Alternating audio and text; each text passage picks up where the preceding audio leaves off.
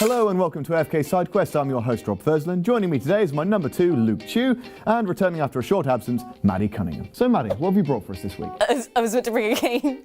I haven't brought a game.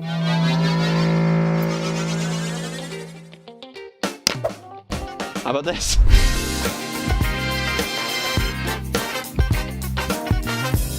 Vector Wars is an arena-based combat game for 2 players where you score points by killing each other's characters or by completing objectives. Vector Wars is played on a 3x3 grid where you place your characters, taking it in turns as you go through and taking actions to either buy items, to fortify positions, to augment soldiers, to place a character, or to kill a character.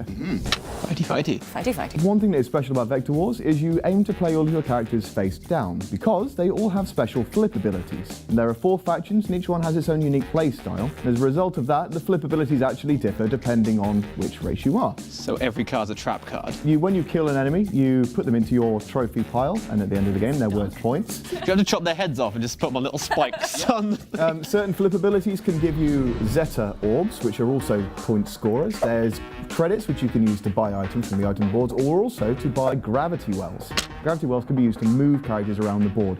On every single card, it has 4 separate sets of attack, because when you attack every adjacent enemy. You can also improve the attack of your characters by putting an augment onto them, which is just an all-round buff on every single location, or between 2 parts of the grid, you can put down fortifications. And I imagine if you use these gravity things to move them around. Well, the fortifications, they get wiped out if you move the character away from that fortification.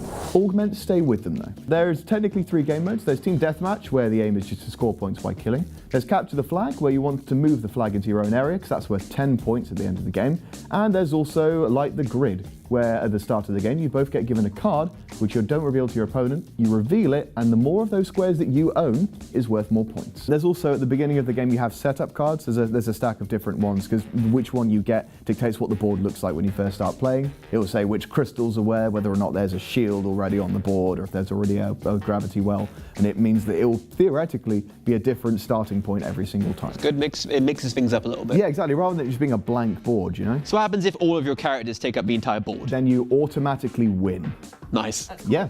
Other than that, the only way to finish the game is by both players passing, which will usually happen if you've both played all of your character cards and there's simply no moves left to take. Also, what's the void? That sounds quite menacing. When you kill a character by any normal method, they go into your trophy pile and they're worth points at the end of the game. Certain abilities outright remove them without the combat, and it puts them into the void. So before you have time to saw their heads off, yeah, you just go away and you're like, I can't put it on the pike now. So what would an average turn look like? What can we do on a turn? Okay, so you get 1 action that you can take, and you get 3 actions which you can do. So for example, a free action could be flipping one of your character cards. A regular action would be to play one, would be to buy something from the marketplace, to play a market card. So when I want to beat someone up, yeah, what happens then? Okay, so let's say you've got your 2 guys next to each other, and you say, I want to attack. Yeah. If both of your guys are face down, then they both get flipped face up, so you can see what their attack patterns are. If they have flip abilities, it's worth noting those don't go off. They have to be given the flip action. We have to take the time to do the flip action. So you can negate their flip by saying, I want to fight.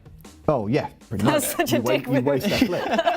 As you do so, you will notice you've got the 2 numbers next to each other, which you then roll one of your d6s and then add that value against the person. Highest number wins. And obviously, your fortification and your augmentation dice, they add to that static value.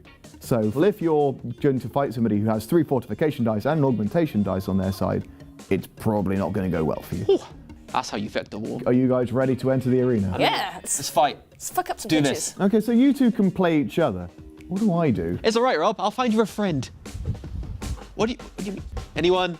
Oh, you'll do. Fucking come on.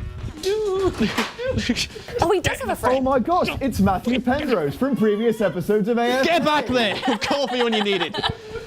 Fucking hell. All right, let's get going. So after about 45 minutes per game, we're back at the table, and I think we're about ready to tell you what we thought. So, Luke. He's not allowed here anymore. Luke, get back here. Okay. Sit down. But If you could like maybe move up a bit. That's better. I'm sorry to say that what we thought was going to be the next biggest streak is already over. What did you 2 think? I actually really enjoyed Vector Oh, I Wars. bet you did. I'm okay. I'm fine. You're okay? You good? I'm good. I'll keep it together. Right, no, in all seriousness, I had a very good time. I was beating Maddie before she decided to use some very underhanded tactics. Well, if you didn't keep putting that guy there where I could kill him with my big fucker, then I wouldn't keep killing him with my big fucker, would I? Well, I'm glad the two of you enjoyed it. I also really enjoyed Vector Wars. It was complicated at points. Like, it took a little bit of time to get into it, so I didn't know quite what I was doing. But when I kind of started building up steam, it was just really good. Like, fun, intuitive. You had a lot of malice to work out. The last couple of weeks, I felt like you building it up, but I just, look what you've done to him. You made him cry. I didn't mean it to get this far. Did you two think your factions were well balanced against each other? I'd say so. You would, because you won. Yeah, true. But it was a relatively close game for most of it. My faction had a lot of shield and, like, I'd get things that would put shields on the things, and then a thing that would, my things with shields would get buffs. When you told me shields were really good, I didn't realise how good the shields were. For my faction, it was quite effective, actually. I was able to use some cards to shield multiple people as a free action. Yeah. Or as a flip action. Very bullshit cards. It was good. I was able to put shields on things, and then things that have shields, I was able to put extra buffs on. Shields Yeah. counts as like an extra life. Yeah, it's pretty good. So in a It's pretty sense, good. they're very strong. They are very strong. In my game, I had maybe 7 things on the board, and one of my marketplace cards, it was quite cheap, it was 4 credits. It was put a shield on all of my guys. But there were also points where, like, I or Penrose could not win the combat because the difference was that great. Yeah, there was a couple of times where it was like, we might as well roll, but... I mean, the shield buys you around where theoretically you can try and make that, well, more doable on your side. But I think it, maybe from a balance standpoint, it isn't as bad as it first seemed. To be fair, I literally thought I had you on the ropes. Ours was relatively close. It was closer than yours. Yeah. It sounds like you two had a much closer game than I Yeah, did. yeah. I played the Necrotechs, who don't in any way look like they could be good guys. In my game, I kind of got the first kill against Penrose, and then the momentum just kind of felt like it stayed on my side.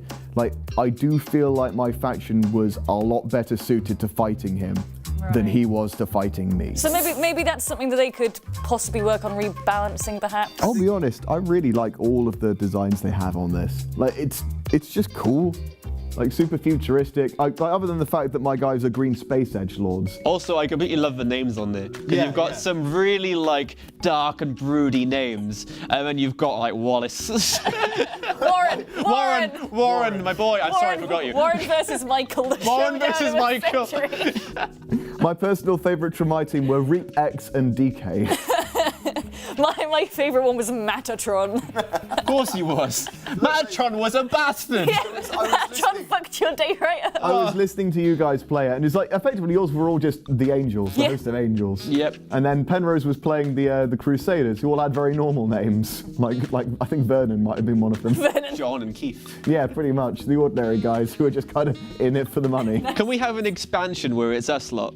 What, the AFK Yeah, only? we've got Bradley, we've got Rob, we've got Maddie. We we've have got no Penrose if he's special feeling good boy. abilities. Like, on mine, it was a bit weirder. Like, I kind of got the first kill, and then the momentum just stayed on my side for the rest of the game. Like, Penrose would get a win here or there, but I just kind of kept on feeling So maybe your factions didn't match up quite as well. Yeah, maybe. Like, it kind of, like, his faction, I think, was designed to be a lot more defensive, but I think the defensive play didn't really work very well against me because I also could defend, like, really well. Well, it's good because you've got a lot of market cards which can change the game up as well, and you can play with different factions, so we don't have to actually play the people we started with. It leaves a lot of cross between. And it did leave, I think, all of us wanting to play another game because we understood it more and wanted to do it more. I'm going to say, for a Kickstarter game which hasn't actually been published, I mean, it's really well fleshed out. Yeah, like I said, we got a prototype, and Eli Amane, who actually gave us this, has definitely put in the work. Oh, it's got a really pretty like rule set. It's really nicely made. Yeah, the only thing, there's a couple of things that need to be finalised between this and the actual full release. If it hits a certain milestone, the dice will get custom models too. Like, I'm expecting to see a lot of stuff like that. Like, he's gone through it enough to say, okay, this is a prototype version. This can go out as a pretty decent representation of the product. So how much is this going for? When it goes up on Kickstarter, we're expecting it to start going as the base version for 30 quid.